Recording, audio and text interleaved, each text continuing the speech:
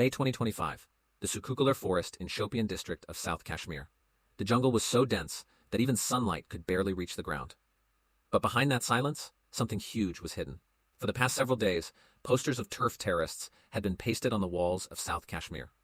Every poster carried a reward of 20 lakh rupees. Security agencies were continuously searching for the faces that had shaken the entire country through bloody attacks like Pahalgam and Danish Resort.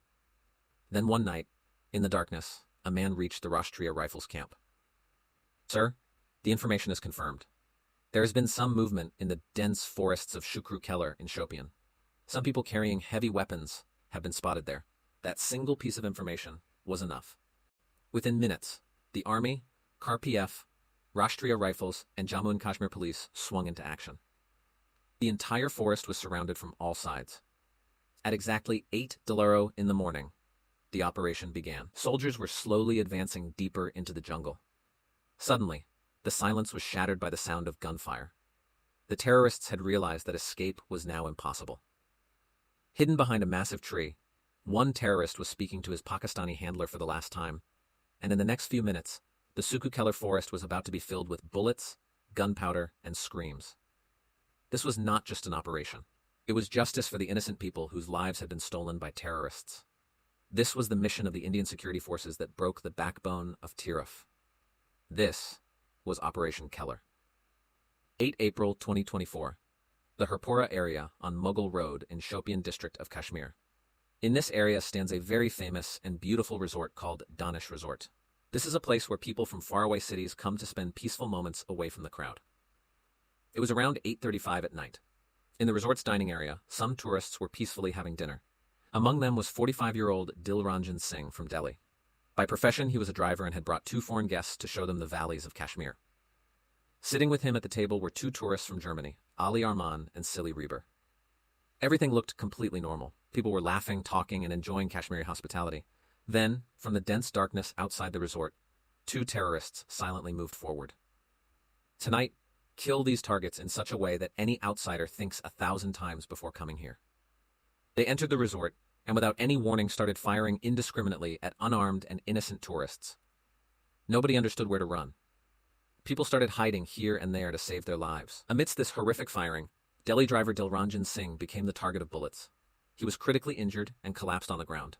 Bullets were also fired toward the German tourists, but fortunately they escaped major harm. After carrying out their horrifying act, the terrorists fled from the scene. Soon, Jammu and Kashmir police arrived there. The entire area was sealed, and the injured were immediately given assistance.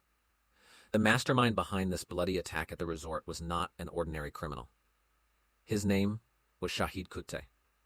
Since 2002, he had been spreading terror in the valleys of Kashmir.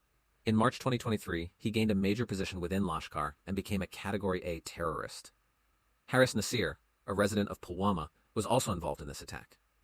But the real organization controlling this attack was TRF, the Resistance Front. It was an organization created by Lashkar. Their objective was to completely destroy Kashmir's backbone economy, tourism. They wanted to ensure that no outsider would come to Kashmir for work or travel.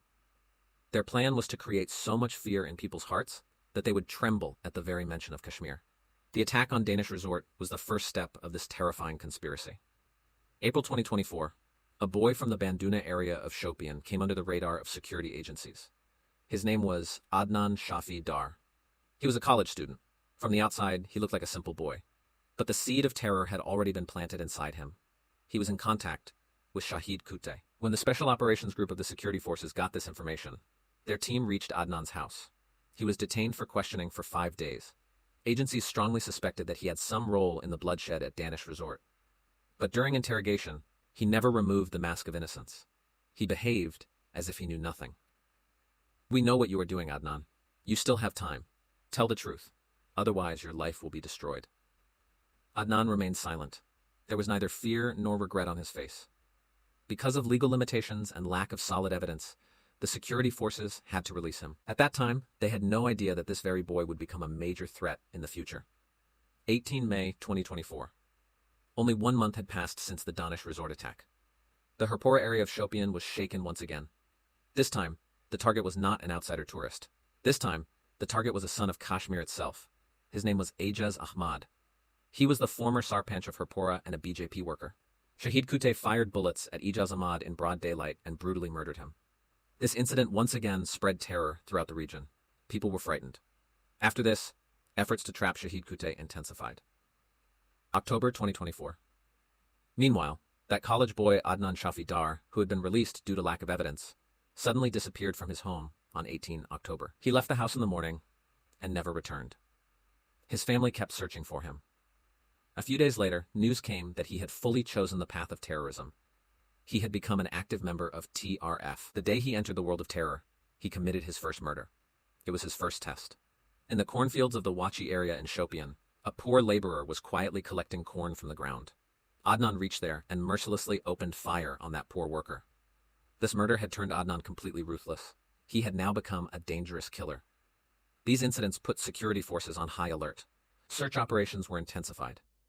In December 2024, during this campaign, security forces achieved a major success. In a fierce encounter, Lashkar's top commander, Junaid Ahmad Bhat, was killed. Junaid was the monster who had riddled 6 laborers and 1 doctor with bullets in Ganderbal. His death was like breaking the backbone of TRF. After Junaid's death, the TRF leadership was enraged. They wanted revenge for this killing. Shahid Kute once again came out of hiding. 3 February 2025.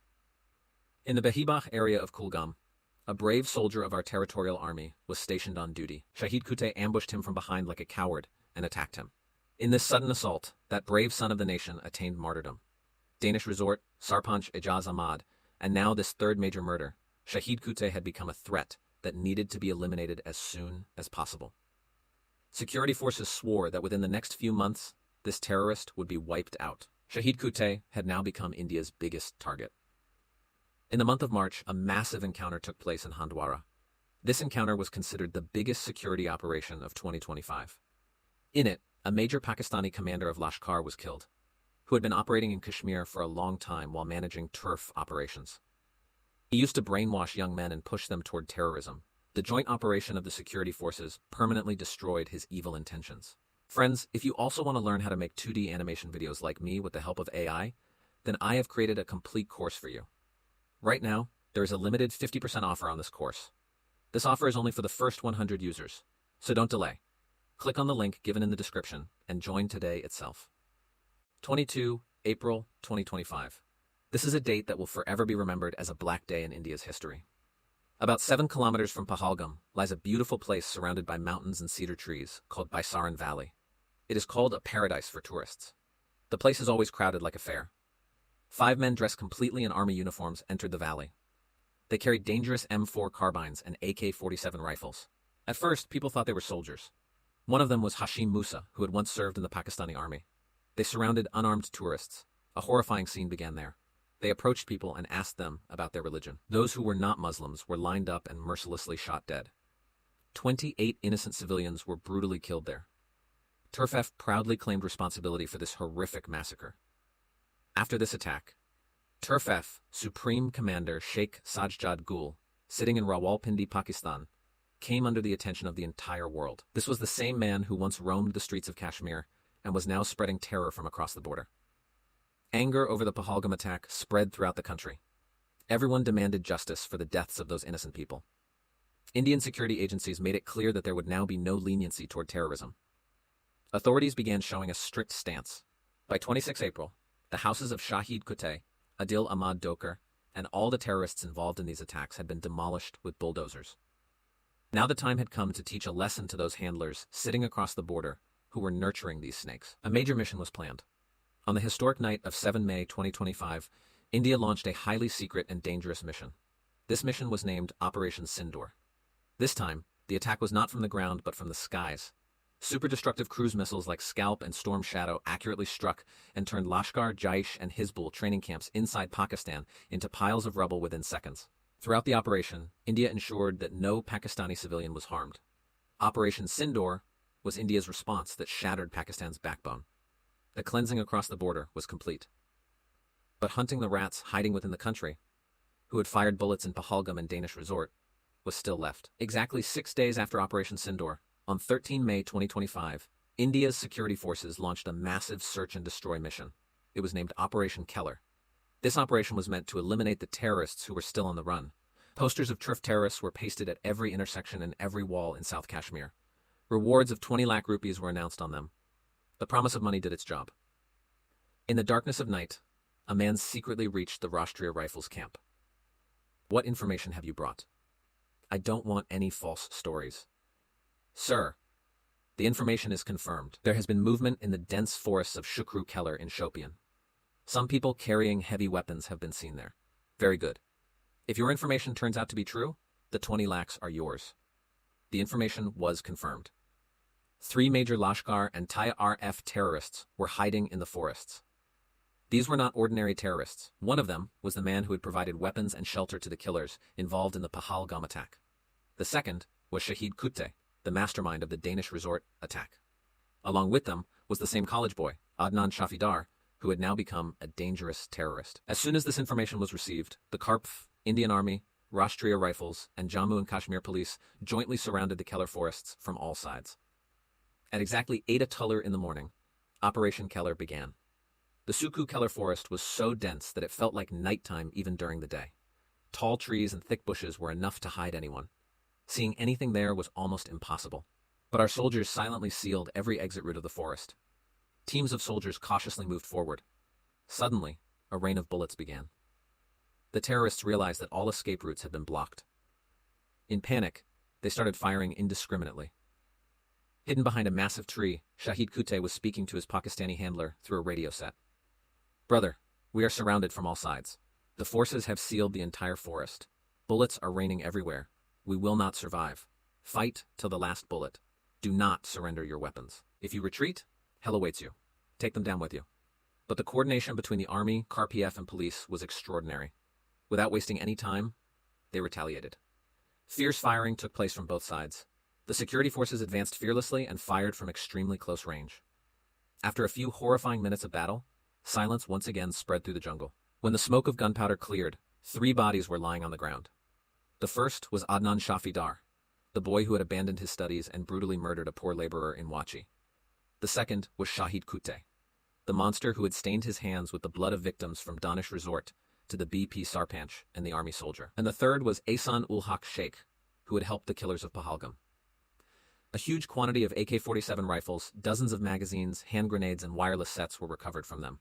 The death of Shahid Kute was such a massive blow to TRF that they would never recover from it. The success of Operation Keller filled Indian security forces with new energy. But this campaign was going to continue. Until the last terrorist was eliminated, the operations would not stop.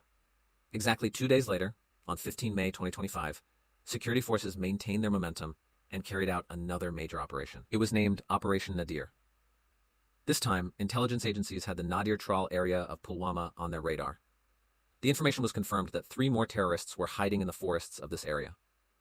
Most importantly, one of these terrorists was directly involved in the Pahalgam massacre.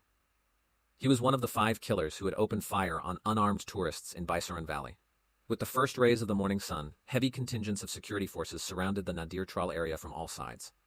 The search operation began. Soldiers were combing every inch of the jungle. As a team of soldiers approached a dense section of the forest, they noticed movement behind the bushes. Realizing they were trapped, the terrorists opened heavy fire. But standing in front of them was the Indian Army, which does not know how to retreat. The counterattack was so fast and precise that the terrorists did not even get a chance to recover. After a brief but fierce encounter, all 3 terrorists were eliminated. Among the killed terrorists, the biggest name was Asif Ahmad Sheikh.